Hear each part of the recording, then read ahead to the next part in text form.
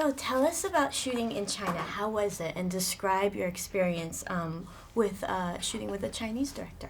It was incredible. I've I've worked a lot with international crews and people who speak different languages, and I'm used to that. But I've never worked with a director who didn't speak any English and whose language I didn't speak. So, we did everything through a translator.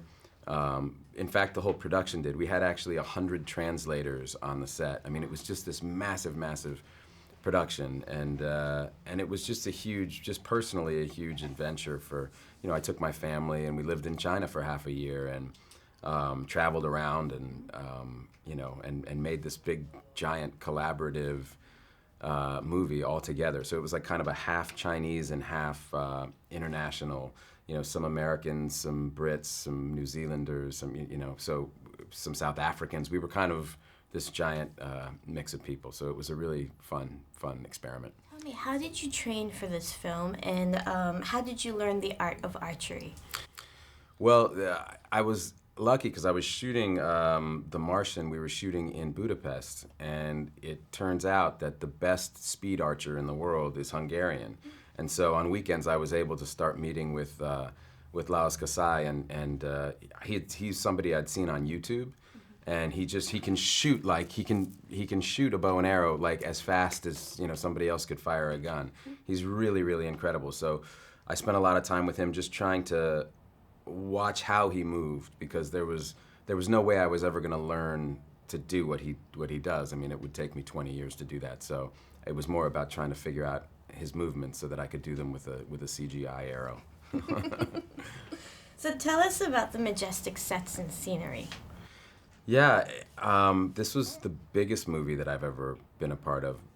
When we got to Qingdao and we were shooting outside on this wall that had been built, they took cargo, those big shipping containers. So they took 200 of those shipping containers and they built like a giant wall around us of green screen. So it was really the largest green screen that had ever been deployed. I mean, it was just massive. And so, and then we had, 500 or 1,000 extras on certain days, all in full battle armor and all with like this incredible choreography. So, I mean, just the scale of the undertaking was just bigger than anything I'd done. The costumes were incredible. Yeah, they're really beautiful. How do you see China being a game changer for Hollywood and also for your career?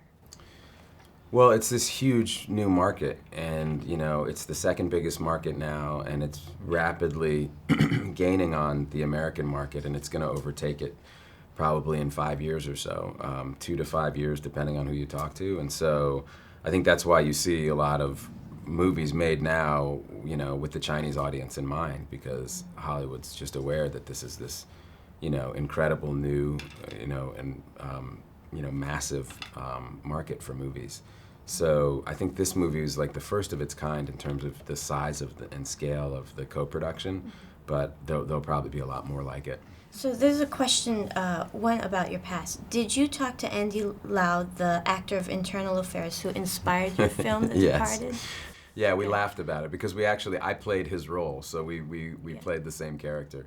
And I always said Andy was a lot smarter because I got killed in our version and Andy did 2 sequels. So clearly he's a better businessman than I am.